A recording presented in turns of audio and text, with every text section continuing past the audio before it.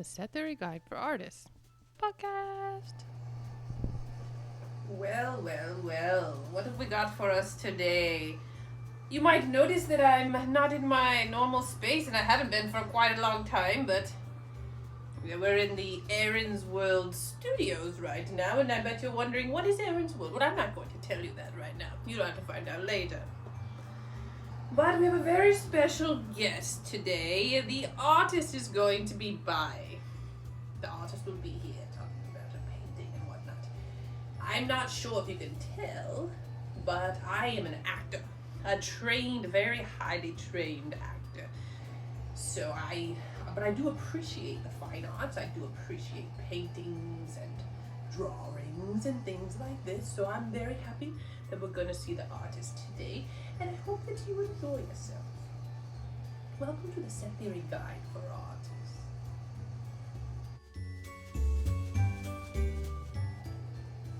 The transfer. Mr. Zeke is here. We look through a window and see a mathematician before a blank canvas. She grips the paintbrush so tightly, the paintbrush is terrified it will be snapped in half. I'm fucked. The artist wakes up and amazed at a very realistic dream. She also had a vision for a painting about the built-in, self-humbling nature of infinity. She lies in bed thinking about how Koenig's lemma and Ehrenstein trees made it seem like the countable and uncountable were far apart, while the Lowenheim-Skolem theorem made it seem like they were close together. The artist gets out of bed and moves over to the blank canvas. We see an envelope has appeared, just like the first note, leaning against the canvas at the bottom canvas ledge of the easel. Dear alternate Aaron, I'm in the writer's delight imaginary wormhole of despair and failure, and I'm not sure when I'll get out. Any ideas for a painting? Best regards, Aaron of the Math Path. P.S. Do you know how to write an artist statement? I got you. We look into the artist's eyes and see a reflection of the painting as she projects it onto the canvas. What I would like to say about this one. Well, I do like in this story how it's like talking about the book. So that's a nice, interesting thing that I sort of departed from in the third chapter. Also I like to see like the difference between the mathematician and the artist. The mathematician is like just like worried and stressed and like has less confidence because she knows more, and also I'm in the writer's delight, imaginary wormhole, despair and failure, and I just, if there's any other writers and mathematicians, after finishing sometimes something big like maybe part 2, Ehrenstein trees or this, you just can feel very, especially this idea of like posting things, you can just feel a very strong sense of failure immediately. But then it goes away. It always goes away.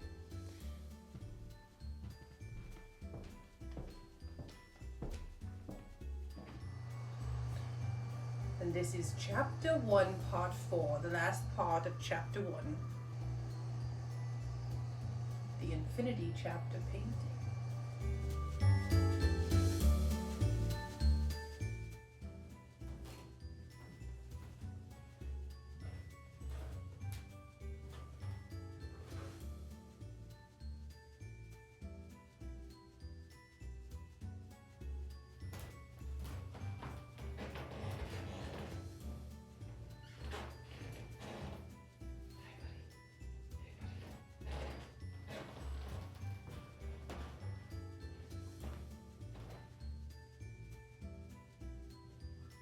Infinity seems far away, but in set theory we can take adventures over infinite mountains in a moment's notice. This is a celebration of the infinite trees. The stage is set, the first cue dangling. We anticipate the unfolding of the story of set theory. In the scariest of nights, the bright light of infinity comforts us. It calls us to seek the treasures at the end of the rainbow. At the end of the rainbow, though, we find another rainbow, more infinity. where infinity likes to play and will always have more mystery to share.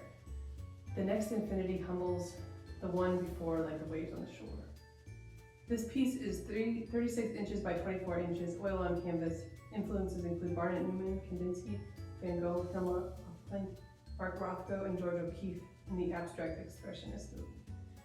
Okay, for this I would say that I did want to like do like a real artist statement, but the truth is I don't really know how to do that, and I didn't want to do it.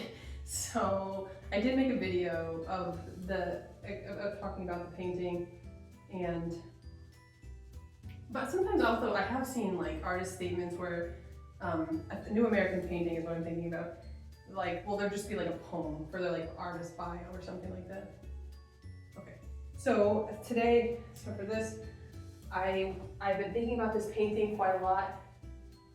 And hi buddy. And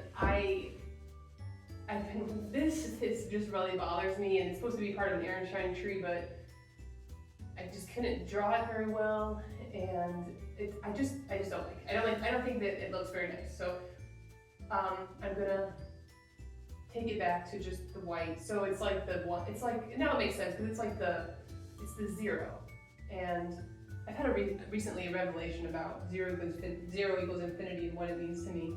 I'm not going to share that right now, but I think we should paint this. Okay. And there is a painting at the Joslin that has a circle like this, white circle with a black border, and it looks really cool. Okay, so we're gonna do this. Okay, so I wanted to talk about how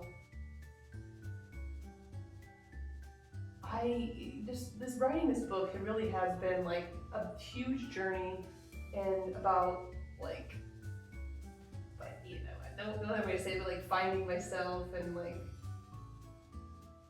I've actually had a lot of like personal growth in writing the book, and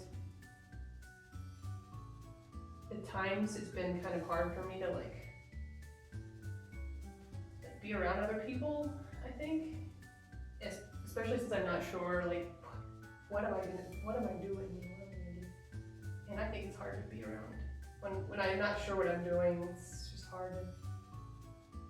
But so I felt like this book was a way that I was connecting with the world and like telling people, because like it's almost like a journal. It was almost like a journal, just letting everybody know how I'm doing and stuff. So, and I guess what I've learned a lot in this writing this book, and right now this is a year after I've started writing the book. Oh, I forgot, I don't really have the microphone on, you guys. Okay. So I'm sorry if the audio is terrible on here. I forgot about like doing that. Oh, I actually have a stand. I do have a stand.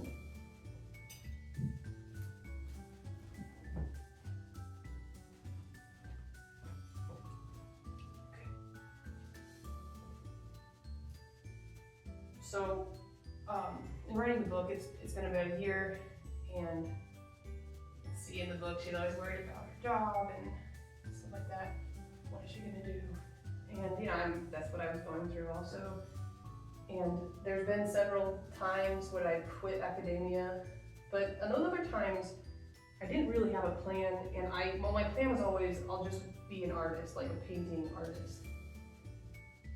But when I had a chance in the latest time I quit, when I had a chance to do that, I kind of realized that I like painting sometimes, I like painting sometimes, but it's not something that like I want to go into the studio and paint for 7 hours.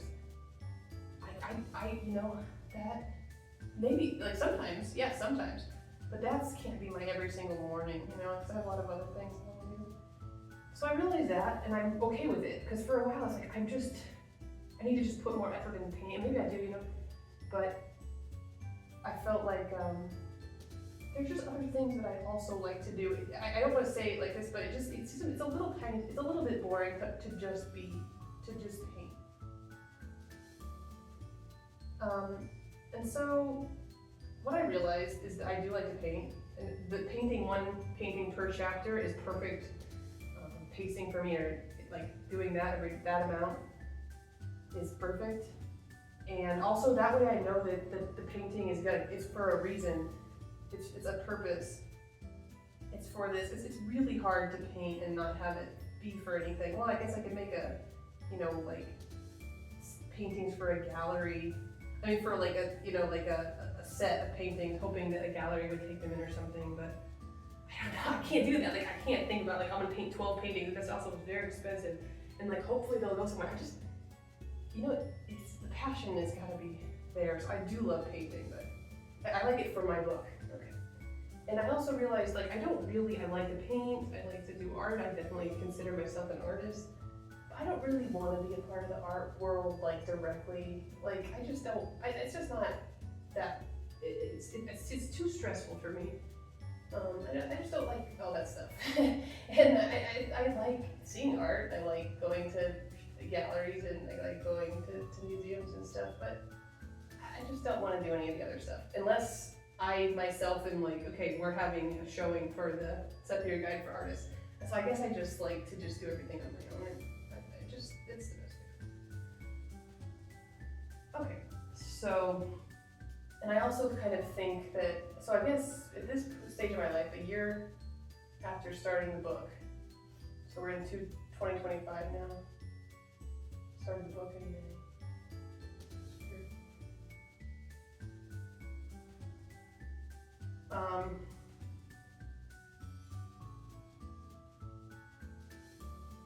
So right now, once again, I have quit academia, but now I feel like I have a plan and I have a lot of things I'm working on. It's like, I don't know, I want to convey that like, I love math and I love doing math research. But if you like math and you like doing math research, the only option really is to be a professor. And I did do that ever since I was like 20 years old, honestly. I'm much older than that now. For like 20 years I've been doing that. So I'd say I gave it a go, Now if one day someone says, Erin, could we go, you're like so amazing and stuff, and you do such amazing stuff. Would you like to be a tenure-track professor at this university? And you don't have to teach that much. You can teach a grad class every now and then. And you don't have to go to the meetings and I'd be like, yeah, you know what? I would like put that on my roster. But it doesn't feel like, oh, I could never get a tenure-track position. That's true, but I didn't really apply for many tenure-track positions. But I also don't really like a lot of the aspect of it. And it's not even that I don't like, it's okay, it's just, it feels like it's a lot of effort, but then it sort of just like dissolves. And I'd rather have like put all this effort in and out of it, because of my interests, get like a beautiful object or something. So that's where I'm at, you guys. But the thing is, what I want to convey is that I love math and I love writing about math in order to so that people can understand it. So that if I was a grad student reading this book, I'd be like, okay, that it's explained to me in a way that I can understand. So that's what I'm trying to do. And I don't feel like a failure at all. I feel really grateful that I have a lot of interests and talents and stuff. But I definitely did feel like failure. Well, it's also like, I don't know, I guess it just seemed like, oh, tenure-track position, that's really like my goal. But then I was like, but what if you get that? And I think I really did not. I tried not to apply. And I didn't do a very good job of applying. I would like put in like half resumes and stuff, or like half applications. I think like in the end, it's like, plus like I don't know where I want to live. I don't know where I want to live yet. So how do I know where I want to get a job? Like what if I'm just in a city? I don't know, it just seems kind of So you're kind of stuck or something, or.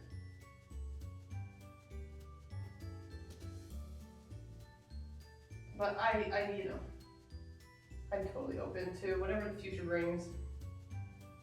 But okay, back to this. This is the first painting, and we can see that there's house door gaps, and there's. Well, I already talked about it in the other painting, but there's the numbers like row 1, 2, 3. I think it's actually 3, 5. These are the primes.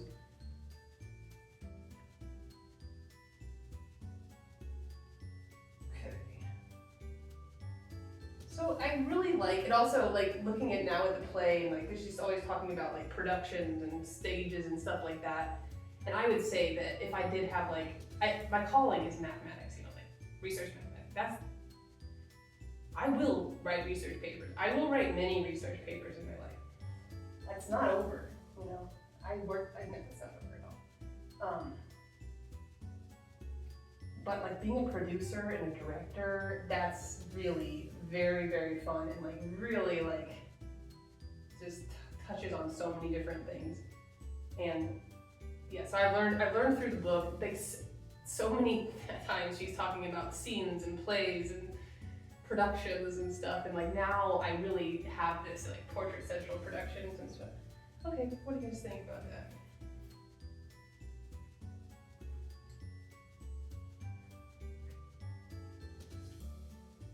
So I'd say, yeah, I've learned a lot about myself writing this book, and just a lot of really wonderful and magical things have happened because of the book. So, what do you guys think? I like it. I like it like that. You could go a little lighter, like maybe mess up a little bit, but or a little more off-white or something.